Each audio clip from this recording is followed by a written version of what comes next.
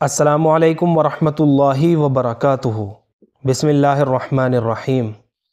नहमदुहु व नुसल्ली अला रसूलिहिल करीम, अम्मा बाद। फ़ाऊज़ु बिल्लाहि मिनश शैतानिर्रजीम। बिस्मिल्लाहिर्रहमानिर्रहीम।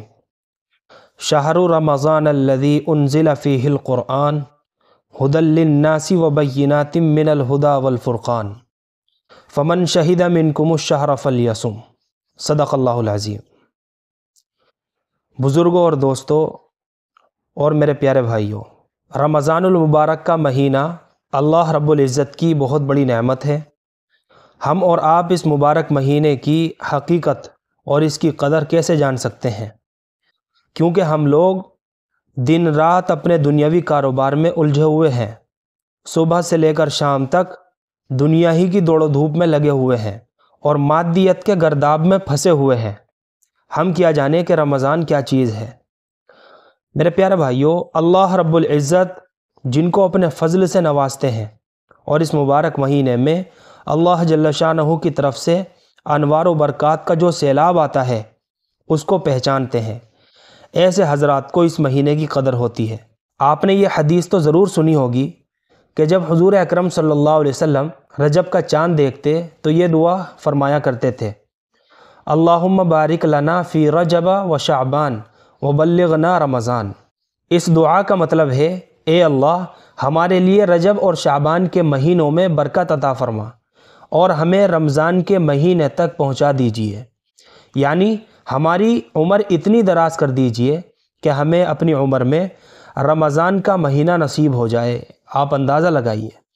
अब आप अंदाज़ा लगा सकते हैं कि रमज़ान आने से 2 माह पहले यानी 2 महीने पहले रमज़ान का इंतज़ार और इश्तियाक़ शुरू हो गया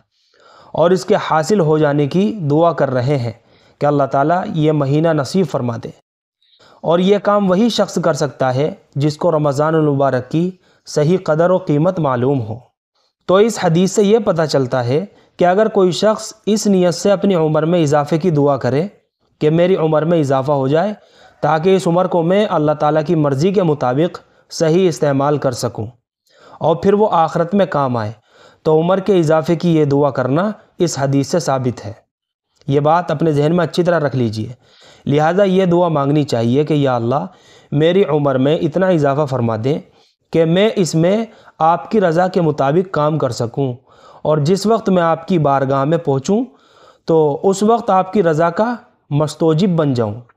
लेकिन जो लोग इस किस्म की दुआ मांगते हैं कि या अल्लाह अब तो इस दुनिया से उठा ही ले, तो हुज़ूर अक़दस सल्लल्लाहु अलैहि वसल्लम ने मेरे दोस्तों ऐसी दुआ करने से मना फरमाया है और मौत की तमन्ना करने से भी मना फरमाया है।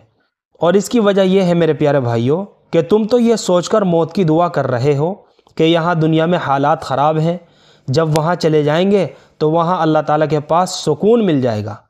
ये सोचकर हम दुआ कर रहे हैं मौत की। लेकिन मेरे प्यारे भाइयों, ज़रा ये तो जायज़ा लो कि हमने वहाँ के लिए क्या तैयारी कर रखी है और वहाँ के लिए कौन से अमाल तैयार कर रखे हैं। क्या मालूम कि अगर उस वक्त मौत आ जाए तो खुदा जाने क्या हालात पेश आ जाए। इसलिए हमेशा ये दुआ करनी चाहिए कि अल्लाह ताला आफ़ियत फ़रमाए और जब तक अल्लाह ताला ने उम्र मुकर्रर कर रखी है उस वक्त तक अल्लाह ताला अपनी रज़ा के मुताबिक ज़िंदगी गुजारने की तौफ़ीक़ अता फ़रमाए। चुनांचे हुज़ूर अकरम सल्लल्लाहु अलैहि वसल्लम ये दुआ फरमाया करते थे, अल्लाहुम्मा अहयीनी मा कानतिल हयातु खैरल ली व तवफ़्फ़नी इज़ा कानतिल वफ़ातु खैरल ली। इस दुआ का मतलब ये है, ए अल्लाह जब तक मेरे हक़ में ज़िंदगी फ़ायदेमंद है उस वक्त तक मुझे ज़िंदगी अता फ़रमा और जब मेरे हक़ में मौत फ़ायदेमंद हो जाए, ए अल्लाह मुझे मौत अता फ़रमा। लिहाजा ये दुआ करना कि या अल्लाह मेरी उम्र में इतना इजाफ़ा कर दीजिए कि आपकी रज़ा के मुताबिक इसमें काम करने की तौफ़ीक़ हो जाए। ये दुआ करना दुरुस्त है, जो हुज़ूर अक़दस सल्लल्लाहु अलैहि वसल्लम की इस दुआ से पता चलता है कि अल्लाह हमें रमज़ान तक पहुँचा दीजिए। अब सवाल ये पैदा होता है कि हुज़ूर अक़दस सल्लल्लाहु अलैहि वसल्लम को ये इश्तियाक़ और इंतज़ार क्यों हो रहा है कि रमज़ानुल मुबारक का महीना आ जाए और हमें मिल जाए। तो वजह इसकी ये है मेरे प्यारे भाइयों कि अल्लाह ताला ने रमज़ानुल मुबारक को अपना महीना बनाया है। हम लोग चूँकि ज़ाहिर बी किस्म के लोग हैं, इसलिए ज़ाहिरी तौर पर हम ये समझते हैं कि रमज़ानुल मुबारक की खुसूसियत ये है कि ये रोज़ों का महीना है, اس میں روزے رکھے جائیں گے اور تراویح پڑھی جائیں گی اور بس۔ لیکن حقیقت یہ ہے میرے بھائیوں کہ بات یہاں تک ختم نہیں ہوتی، بلکہ روزے ہوں یا تراویح ہوں یا رمضان المبارک کی کوئی اور عبادت ہو، یہ سب عبادات ایک اور بڑی چیز کی علامت ہے، اور وہ یہ ہے کہ اللہ تعالیٰ نے اس مہینے کو اپنا مہینہ بنایا ہے تاکہ وہ لوگ جو 11 مہینے تک مال کی دوڑ و دھوپ میں لگے رہیں اور ہم سے دور رہیں اور اپنے دنیاوی کاروبار میں الجھے رہیں اور خواب غفلت میں مبتلا رہے، ہم ان لوگوں کو ایک مہینہ اپنے قرب کا عطا فرماتے ہیں۔ ان سے کہتے ہیں کہ تم ہم سے بہت دور چلے گئے تھے اور دنیا کے کام دھندوں میں الجھ گئے تھے، تمہاری سوچ، تمہاری فکر، تمہارا خیال، تمہارے اعمال، تمہارے افعال، یہ سب دنیا کے کاموں میں لگے ہوئے تھے۔ اب ہم تمہیں ایک مہینہ عطا کرتے ہیں، اس مہینے میں تم ہمارے پاس آ جاؤ اور اس کو ٹھیک ٹھیک گزار لو تو تمہیں ہمارا قرب حاصل ہو جائے گا، کیونکہ یہ ہمارے قرب کا مہینہ ہے۔ اب آپ غور کریے کہ انسان کو اللہ تعالیٰ نے اپنی عبادت کے لیے پیدا فرمایا ہے۔ چنانچہ اللہ تعالیٰ نے قرآن کریم کے اندر ارشاد فرمایا وَمَا خَلَقْتُ الْجِنَّ وَالْإِنسَ إِلَّا لِيَعْبُدُونِ، یعنی میں نے جنات اور انسان کو صرف ایک کام کے لیے پیدا کیا کہ وہ ہے میری عبادت، کہ میری عبادت کریں۔ انسان کا اصل مقصد زندگی اور اس کے دنیا میں آنے اور دنیا میں رہنے کا اصل مقصد یہ ہے کہ وہ اللہ رب العزت کی عبادت کرے۔ اب اگر کسی کے دل میں یہ سوال پیدا ہو کہ اس مقصد کے لیے تو اللہ تعالیٰ نے فرشتوں کو پہلے ہی سے پیدا فرما دیا تھا، تو اس مقصد کے لیے دوسری مخلوق یعنی انسان کو پیدا کرنے کی کیا ضرورت تھی؟ تو اس کا جواب یہ ہے میرے پیارے بھائیوں کہ فرشتے اگرچہ عبادت کے لیے پیدا کیے گئے تھے، لیکن وہ اس طرح پیدا کیے گئے تھے کہ خلقتاً عبادت کرنے پر مجبور تھے، اس لیے کہ ان کی فطرت میں صرف عبادت کا مادہ رکھا گیا تھا، عبادت کے علاوہ گناہ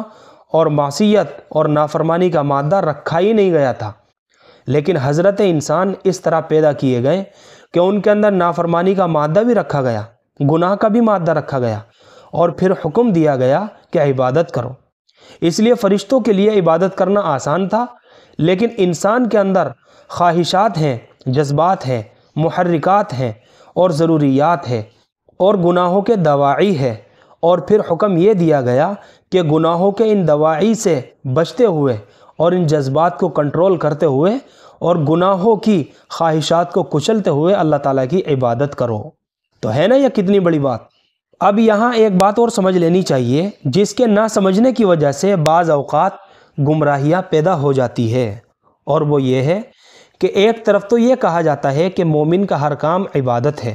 یعنی اگر مومن کی نیت صحیح ہے اور اس کا طریقہ صحیح ہے اور وہ سنت کے مطابق زندگی گزار رہا ہے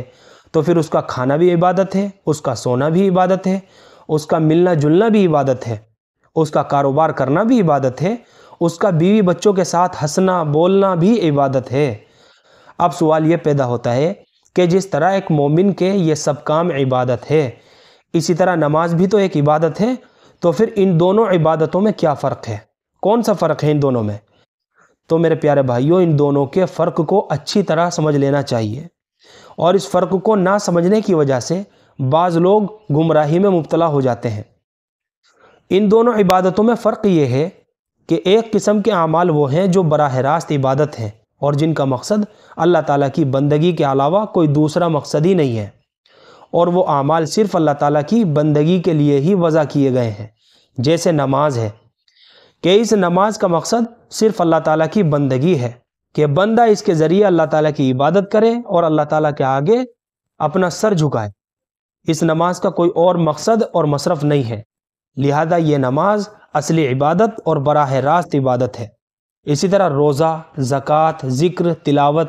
صدقات، حج و عمرہ، یہ سب اعمال ایسے ہیں کہ ان کو صرف عبادت ہی کے لیے وضع کیا گیا ہے، ان کا کوئی اور مقصد اور مصرف نہیں ہے، یہ براہ راست عبادتیں ہیں۔ اور ان کے مقابلے میں کچھ اعمال وہ ہیں جن کا اصل مقصد تو کچھ اور تھا، مثلا اپنی دنیاوی ضروریات اور خواہشات کی تکمیل تھی، لیکن اللہ تعالیٰ نے اپنے فضل سے مومن سے یہ کہہ دیا کہ اگر تم اپنے دنیاوی کاموں کو بھی نیک نیتی سے ہماری مقرر کردہ حدود کے اندر اور ہمارے نبی اکرم صلی اللہ علیہ وسلم کی سنت کے مطابق انجام دو گے تو ہم تمہیں ان کاموں پر بھی ویسا ہی ثواب دیں گے جیسے ہم پہلی قسم کی عبادت پر دیتے ہیں جو براہ راست عبادت ہے۔ لہٰذا یہ عبادات براہ راست نہیں ہے بلکہ بالواسطہ عبادت ہے، اور یہ عبادات کی دوسری قسم ہے۔ مثلاً یہ کہہ دیا کہ اگر تم بیوی بچوں کے حقوق ادا کرنے کے لیے جائز حدود کے اندر رہ کر کماؤ گے اور اس نیت کے ساتھ رزق حلال کماؤ گے کہ میرے ذمے میری بیوی کے حقوق ہیں، میرے ذمے میرے بچوں کے حقوق ہیں، میرے ذمے میرے نفس کے حقوق ہیں، تو ان حقوق کو ادا کرنے کے لیے میں کما رہا ہوں، تو اس کمائی کرنے کو بھی میرے دوستو اللہ تعالیٰ عبادت بنا دیتے ہیں۔ لیکن اصلاً یہ کمائی کرنا عبادت کے لیے نہیں بنایا گیا، اس لیے یہ کمائی کرنا براہ راست عبادت نہیں بلکہ بالواسطہ عبادت ہے۔ تو اس تفصیل سے معلوم ہوا کہ جو عبادت براہ راست عبادت ہے وہ ظاہر ہے کہ اس عبادت سے افضل ہوگی جو بالواسطہ عبادت ہے، اور اس کا درجہ زیادہ ہوگا۔ لہذا اللہ تعالیٰ نے یہ جو فرمایا ہے کہ میں نے جنات اور انسانوں کو صرف اسی لیے پیدا کیا تاکہ وہ میری عبادت کریں، اس سے مراد عبادت کی پہلی قسم ہے جو براہ راست عبادت ہے۔ اب اس بات کو سمجھانے کے لیے میں آپ کو ایک خاتون کا واقعہ سنانا چاہتا ہوں جو کتابوں کے اندر لکھا گیا ہے۔ ایک خاتون نے لکھا کہ میرے شوہر ڈاکٹر ہیں، انہوں نے اپنا کلینک کھول رکھا ہے، مریضوں کو دیکھتے ہیں، اور جب نماز کا وقت آتا ہے تو وہ وقت پر نماز نہیں پڑھتے، اور رات کو جب کلینک بند کر کے گھر واپس آتے ہیں تو تینوں نمازیں ایک ساتھ پڑھ لیتے ہیں۔ ایک دن اس خاتون نے اپنے شوہر سے یہ کہا کہ آپ گھر آ کر ساری نمازیں اکٹھی کیوں پڑھتے ہیں، وہیں کلینک میں وقت پر نماز ادا کر لیا کریں تاکہ قضا نہ ہو۔ جواب میں شوہر نے کہا کہ میں مریضوں کا جو علاج کرتا ہوں یہ خدمت خلق کا کام ہے، اور خدمت خلق بہت بڑی عبادت ہے، اور اس کا تعلق حقوق العباد سے ہے، اس لیے میں اس کو ترجیح دیتا ہوں، اور نماز پڑھنا چونکہ میرا ذاتی معاملہ ہے اس لیے میں گھر آ کر اکٹھی ساری نمازیں پڑھ لیتا ہوں۔ تو وہ خاتون ایک عالم صاحب سے پوچھ رہی تھی کہ میں اپنے شوہر کی اس دلیل کا کیا جواب؟ تو میرے پیارے بھائیوں، حقیقت میں ان کے شوہر کو یہاں سے غلط فہمی پیدا ہوئی کہ ان دونوں قسم کی عبادتوں کے مرتبے میں جو فرق ہے اس فرق کو نہیں سمجھا۔ وہ فرق یہ ہے کہ نماز کی عبادت براہ راست ہے، جس کے بارے میں اللہ تعالیٰ نے فرمایا اگر تم جنگ کے میدان میں بھی ہو اور دشمن سامنے موجود ہو تب بھی نماز پڑھو، اگرچہ اس وقت نماز کے طریقے میں آسانی پیدا فرما دی لیکن نماز کی فرضیت اس وقت بھی ساقط نہیں فرمائی۔ چنانچہ نماز کے بارے میں اللہ تعالیٰ کا حکم ہے ان الصلاۃ کانت علی المؤمنین کتابا موقوتا۔ اب بتائیے کہ جہاد سے بڑھ کر اور کیا عمل ہوگا، لیکن حکم یہ دیا کہ جہاد میں بھی وقت پر نماز پڑھو، حتیٰ کہ اگر ایک انسان بیمار پڑا ہوا ہے اور اتنا بیمار ہے کہ وہ کوئی کام انجام نہیں دے سکتا، اس حالت میں بھی یہ حکم ہے کہ نماز مت چھوڑو، نماز تو ضرور پڑھو، لیکن ہم تمہارے لیے یہ آسانی کر دیتے ہیں کہ کھڑے ہو کر نہیں پڑھ سکتے تو بیٹھ کر پڑھ لو، بیٹھ کر نہیں پڑھ سکتے تو لیٹ کر پڑھ لو، اور اشارے سے پڑھ لو، وضو نہیں کر سکتے تو تیمم کر لو، لیکن پڑھو ضرور۔ تو یہ نماز کسی حال میں بھی معاف نہیں فرمائی، اس لیے کہ نماز براہ راست اور مقصود بالذات عبادت ہے اور پہلے درجے کی عبادت ہے، اور ڈاکٹر صاحب جو مریضوں کا علاج کرتے ہیں یہ خدمت خلق ہے، بے شک خدمت خلق ہے، یہ بھی بہت بڑی عبادت ہے، لیکن یہ دوسرے درجے کی عبادت ہے، براہ راست عبادت نہیں ہے یہ۔ لہذا اگر ان دونوں قسموں کی عبادتوں میں تعارض اور تقابل ہو جائے تو اس صورت میں اس عبادت کو ترجیح ہوگی جو براہ راست عبادت ہے۔ چنانچہ ان ڈاکٹر صاحب نے ان دونوں قسم کی عبادتوں کے درمیان فرق کو نہیں سمجھا، اور اس کے نتیجے میں کیا ہوا کہ اس غلط فہمی کے اندر مبتلا ہو گئے۔ اب میں آپ حضرات کو ایک بات سے اور سمجھانا چاہتا ہوں۔ دیکھیے، جس وقت آپ مطب میں جاتے ہیں، یعنی آپ کلینک میں خدمت خلق کے لیے بیٹھتے ہیں،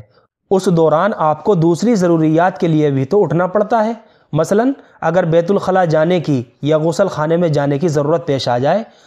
تو آخر اس وقت بھی تو آپ مریضوں کو چھوڑ کر جائیں گے۔ اسی طرح اگر اس وقت بھوک لگی ہوئی ہے اور کھانے کا وقت آ گیا ہے